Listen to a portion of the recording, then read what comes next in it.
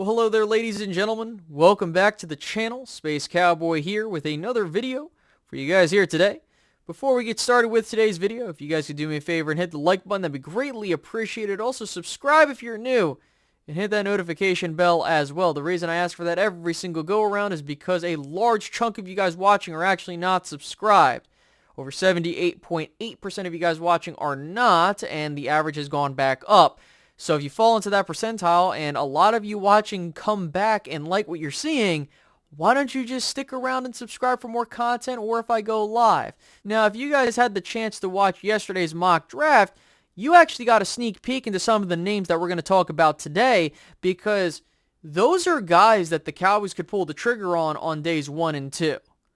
And there are those that think that I was being crazy, and people were DMing me being like, Space, this is a terrible draft. Some people were like, yeah, I like it. But with the month of April here, I want to go over scenarios and names that the Cowboys have been talking about from what conversations I've had on the back end outside of YouTube with people that I know well on a personal level, because we need to gear ourselves for possible scenarios, and that means that, okay, there could be a rush on guards or edge rushers or whatever the case may be. So without further ado, let's go ahead and get into these names. Will McDonald IV, edge rusher, Iowa State. Now, when I took this guy in the first round in our mock draft scenario the other day, people wanted to throw me off a cliff. They were telling me and DMing me, Space, you don't know what you're doing. Space, you suck at these. You know, he sucks. You know, you reached all this other stuff that I was hearing. I wanted to at least go over it with you in this video for why Will McDonald could be the pick at 26 or at 58 or a possible trade up in the second round given certain scenarios. Number 1, the Dallas Cowboys are actively looking for a succession plan for DeMarcus Lawrence. This is what I heard on the back end with the people I talked to, but the first person to really put it out there, and I want to give him credit because it's well due, Cowboys blog, Joe Rod, thank you so much for what you do over there. Fantastic stuff. We're going to be linking up sometime in the next week or two, so guys, tune into that when it does. I'll let you know when it happens. Now, getting back to this entire succession plan that's being talked about, this also involves Dorrance Armstrong and Dante Fowler. Fowler was brought back on a 1-year deal, and Armstrong has 1 remaining year on his current contract.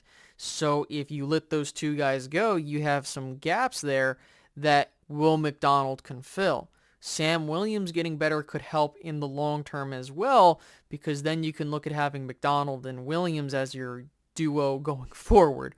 But you got to realize that with Tank getting older, injuries are becoming a concern, the Cowboys could look to draft a possible replacement down the road. That's why they like him as well, not only just with that, but as a player and prospect in general. Dan Quinn has fallen in love with him, and if you know the Cowboys, they tend to overpower their coaches in drafting decisions. So please, keep an eye out on Will McDonald, and it's not outrageous to think he can go at pick 26. If we run into a situation where he's the only edge on the board that makes sense and you're not going to get him at 58, the Cowboys will pull the trigger. This is exactly what happened with Tyler Smith last year. The Cowboys were actually planning on trading back with the Titans, but the Titans were coming up for Tyler Smith, and they're like, no, we're going to take him here. He's not going to be here at 58 or where we're going to trade down to. So that's why you want to keep him on your radar during this draft process. So those are the reasons why they would take an edge early in round 1 or round 2. But then again, I was one of the first guys talking about getting an edge guy, and I don't know why all of a sudden there's a massive issue with it now. And people bring up his age. He's going to be 24 when the season begins. You know, the virus really messed up this year specifically, so you're going to have a lot of older prospects, so that's why I'm not holding that against him. But that is where we stand on that. So let's go ahead and move over to the next possible prospect. Steve Avila, guard, TCU. Let me tell you something, folks. This is a popular name across Cowboys Nation, throughout Twitter, YouTube, you name it. And I don't blame anybody. This dude is a hell of a player. You plug this guy in at left guard, he's going to solve all your left guard woes for the next 10 years. And if you don't want to pay Tyler Biadasz for whatever reason that may be, he can be your center for the next 10 years as well. That's the type of flex that you have with Steve Avila. Now, Do the Cowboys like him? Yes. The Cowboys are interested in Steve Avila. However, there is a floating rumor that this guy can go before the Cowboys pick. This is just how these drafts go, and because of the state of guard play and overall offensive line play throughout the league, there is going to be a necessity to fix that for some teams. So you could see him going before the Cowboys pick. That's why looking at Will McDonald as a possibility of 26 exists, right? So I've already talked about him ad nauseum, but I do want to confirm from what I've heard on the back end, the Cowboys do like Steve Avila. They like what he can bring to the table, that position flexibility. You know, that's what they really do like, are guards that can play center as well. There's another guy in this draft that we're going to talk about later down the road, but that is where we stand on Steve Avila. I'm not going to go too far into him as a player because I have talked about him ad nauseum and many people already know about him. So let's go ahead and move on to the next prospect. Antonio Mafi, guard, UCLA. This is a name that people should keep an eye out on if it's not round 1 but round 2, depending on what they do. Like, they could go Will McDonald in round 1 and then come back around for Mafi in round 2 if he's there. Now, the Cowboys really like the UCLA program. Under Mike McCarthy, they tend to go to the UCLA program. In fact, Mike McCarthy's been a fan of the UCLA program for years, and this would not surprise me in the slightest if this was the pick at 26 or at 58. Couple things to keep in mind. Mafi is a dude that you can plug and play him at left guard, and he's going to be one hell of a player for you. Dude's a mauler. He's exactly what you would want if you want to have a physical offensive line. Him and Tyler Smith on that left side, oh boy, that's going to be some fun. Now, a couple things. Hand placement can be worked on, but that's something you can coach up. And also the lateral mobility he has, that's something that concerns me. But again, they can work on that. So this is where the Cowboys could run into a situation to where if guard play is wiped out and they want to get a guard in that first round or second round, he's the dude you want to keep an eye out on. He could be the guy where people are like, why the hell are we taking him in round 1? Same thing like Will McDonald. You got to understand, draft boards change depending on what the hell happens in front of you. Steve Avila's gone, you could be looking at Mafi in the first round. If Mafi's still there, they could trade up for him, or they can just sit and wait and hope to God he's there. That's another possibility. But we have to wait and see.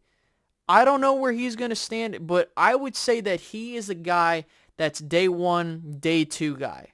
That you could see the Cowboys be like, okay, we can wait, or we could try to trade up, but I don't think they're going to trade up in this draft. I would actually be shocked if they did. But that is a big name to keep an eye out on as we move forward. Cowboys really like him.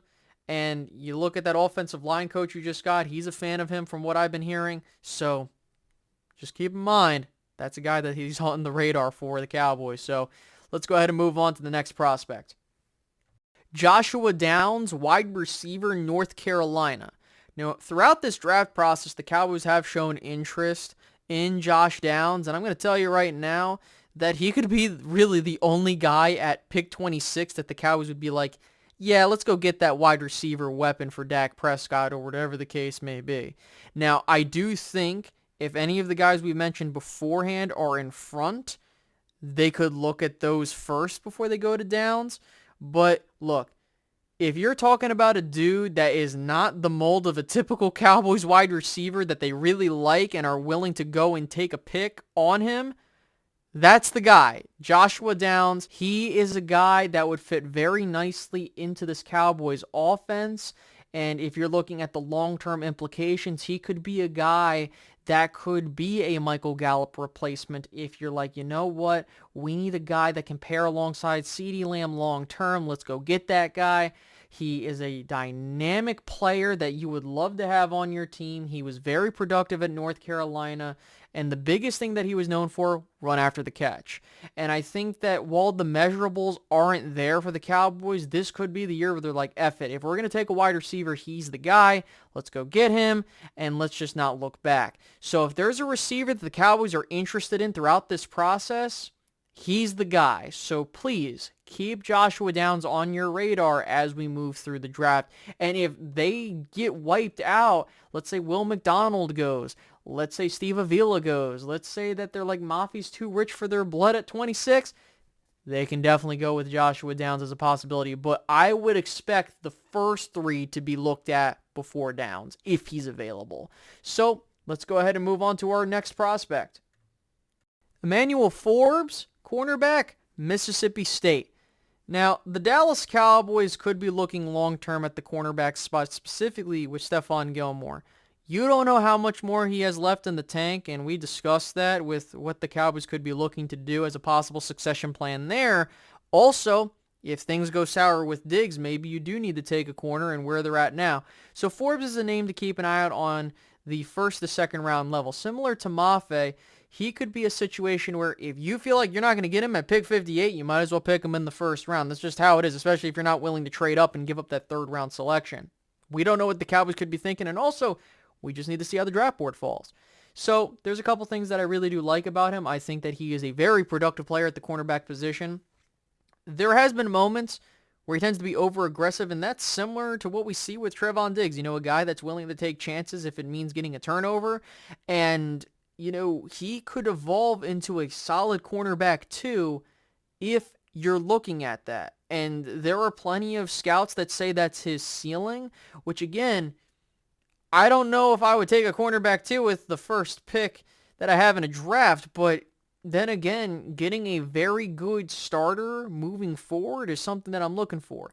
So he could be a long-term guy similar to the Will McDonald situation. Like, okay, he can be that successor to the older guys, or with certain guys that you have, possibly exiting, like Kelvin Joseph, for example, he could be gone, or Nashawn Wright, or some of these other dudes. It really depends on the Cowboys plan, but they really, really, really like Forbes. I know Dan Quinn, from what I've been hearing on the back end, likes him enough to where they could take him in those first two picks. They'll make sure they go get him in those first two picks to keep Dan Quinn happy, considering how long he's been around here in Dallas, considering all the opportunities he's had. So, with that, those are the top 5 guys in no particular order you want to keep an eye out on for pick 26. As for 58 and onward, there are 3 guys that I have confirmed information about that you should keep an eye out on as we go into day 2, as well as later into day 3. Now, with these rapid-fire picks in front of me, they're just going to be guys that you could possibly expect on days 2 and 3, depending on how these boards fall. So to start things off, we have Jacqueline Roy, the defensive tackle out of LSU, a guy that's really liked on the Cowboys coaching staff. And considering the fact that Jonathan Hankins is back for another year, they did lose Carlos Watkins.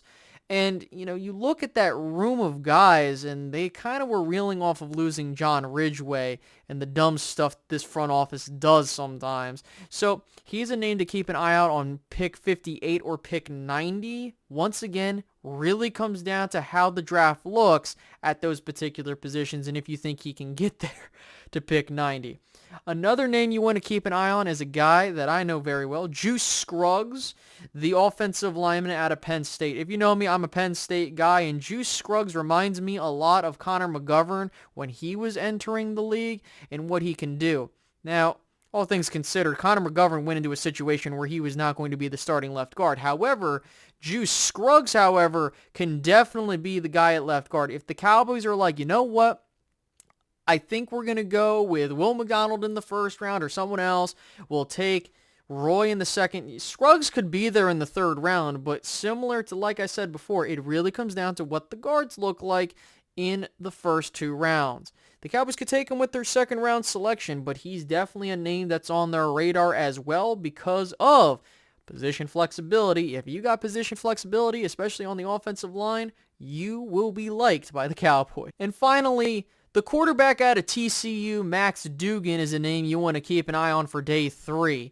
The Cowboys really like what he put on tape, and they want to draft a quarterback for down the road, specifically with Cooper Rush. And also, if you know Mike McCarthy, he likes to draft quarterbacks in the day 3 picks. So, Max Duggan could be one of them. I don't know where he would go, but he's a guy that's coveted by the Cowboys, and if he's there in day 3, depending on how they're feeling with other picks, he could be their guy. And I would not be shocked if he goes between picks 4 and 5 in those rounds. So please keep an eye on for Max Duggan, the quarterback at a TCU. And with that, guys, those are guys that I have been told the Dallas Cowboys are taking a look at And so you want to be familiar with these names come draft night. And as we're hearing more information, of course, we'll talk about it here. But that is the list of names you should be very familiar with. If you guys enjoyed this video, please leave a like, subscribe if you're new, and hit the notification bell as well. And I'll catch you guys in the next one. Space Cowboy Media here, signing out. Have a good one.